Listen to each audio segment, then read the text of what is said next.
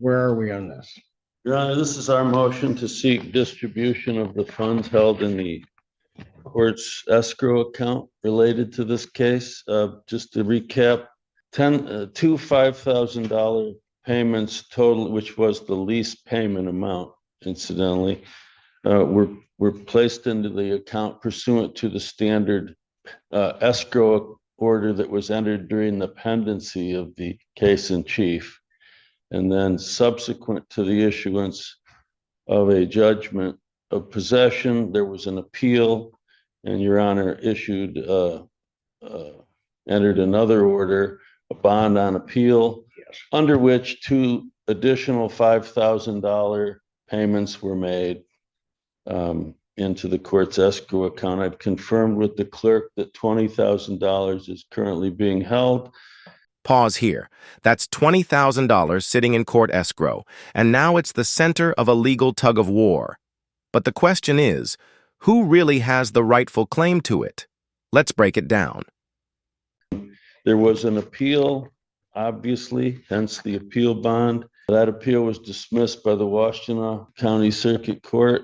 There was a subsequent appeal to the Court of Appeals that was processed as an appeal of right when in fact it should have been otherwise, and that court dismissed the appeal. So there are no pending appeals on this matter, Your Honor. The matter is final and closed. Notice how confidently the attorney frames the issue as final and closed. That's a legal tactic, establishing authority up front to box out further argument. But will the other side let that slide? Keep watching. And as an administrative action, I would ask that the court authorize the distribution of those monies to my client. Thank you.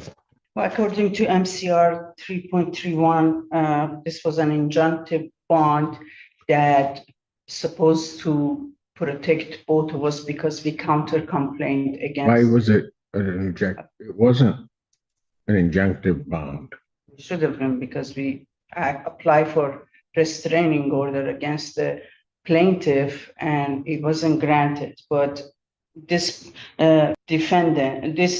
plaintiff case still is in pending status with federal court, and we paid $10,000 security deposit. We want them back, and we also paid for over $44,000 of expenses that we paid the property taxes, we paid the homeowner's insurance, we update and upkeep, and they even charge us attorney fees, Your Honor.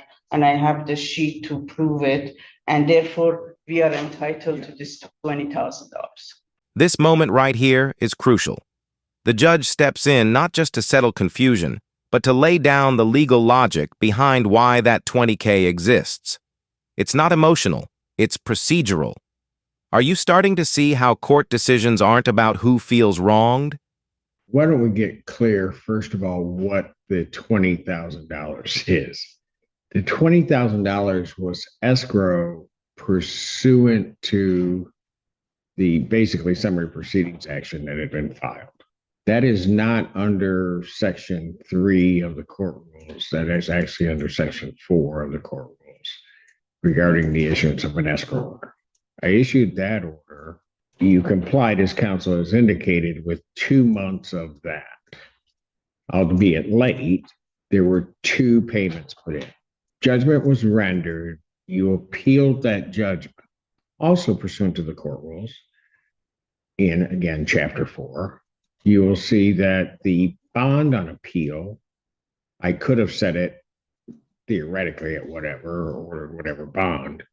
But where there has been an escrow order, that escrow order then effectively becomes the bond on appeal. And that's what happened. And so then there were 2 additional payments prior to the dismissal of the appeal that then makes the $20,000. So that we're all, whether we're not on the same, we can all be on the same page or not. That's what happened, and that's why the $20,000 is there. I don't know what you're talking about in terms of injunctive relief. I don't know any of that. That has nothing to do with me in this court. The purpose of that, and the $5,000 was the amount of The lease, basically the lease price of the premises. Exactly. All right. You were in possession of the premises up until such time as the writ. I don't know if the writ has been executed or not. And But- the return has been filed by the sheriff. Got it. So you would have had to have paid that amount to be in possession of the premises up until whatever point in time and during appeal. So I'll let you make additional argument, but it seems to me that the 20,000 should be paid over to the plaintiff. Boom, there it is. The judge makes it clear that $20,000 is payment for occupancy, period. No room left for personal grievances or side claims. But if you were in this situation, would you keep fighting or cut your losses? Because of your occupancy of the premises. Permission to speak, Your Honor? Go ahead. What about our security deposit, Your Honor? What about the payment of property taxes and homeowners insurance they forced us to pay in anticipation of the sale, which they breached the contract and they never did, Your Honor? That would have to be taken up someplace else in terms of the property taxes and whatever. In regard to the security deposit, the security deposit is the disbursement of the security deposit is taken care of pursuant to an entirely different statute. I beg your pardon? There's the Security Deposit Act, which governs is how that gets returned and or not returned, what it can be applied to. That's not before this court. Which court is this before, Your Honor? Pardon? Which court should I go and ask for return of? I can't give you legal advice. I'm just saying that issue, I'll put it this way, that issue is not before the court. Watch closely. This is where courtroom drama turns personal. The defendant says, "Thanks for evicting my family," and the judge fires back with some life advice. This isn't just legal, it's emotional. Whose side are you on right now? That has not been raised as the return of the security deposit. Usually is something that takes place after the tenancy. Sometimes it's dealt with during the course of a summary proceedings case, certainly, but that has not been raised here and is not before the I'm court. raising that today, according to ex parte emergency motion and file, Your Honor. I don't know that it would be, I don't know that all of the compliance, the act is very specific about certain things that have to happen in order for an issue under the Security Deposit Act to be ripe to even be heard before the court. I'm not even sure all of that's happened. You can't just say, I need you to deal with this. That's not how it works. I petition again, Your Honor. Well, you can do what you want, Ms. Staffeld. I'm just telling you, I'm not dealing with the security deposit. It's not before me. The only issue before me is the $20,000 as an escrow and its disbursement. Is there anything else you want to say? Thank you for evicting me and my family out of our house, Your Honor. God bless you. Well, I guess you're welcome. I didn't evict you. You evicted yourself by not complying with the lease. So That's- don't try to put that on the court. Sometimes people, when they have problems in life, have to take the responsibility for their own actions and can't sit there and try to blame the plaintiff or blame the court or blame everybody else in the world.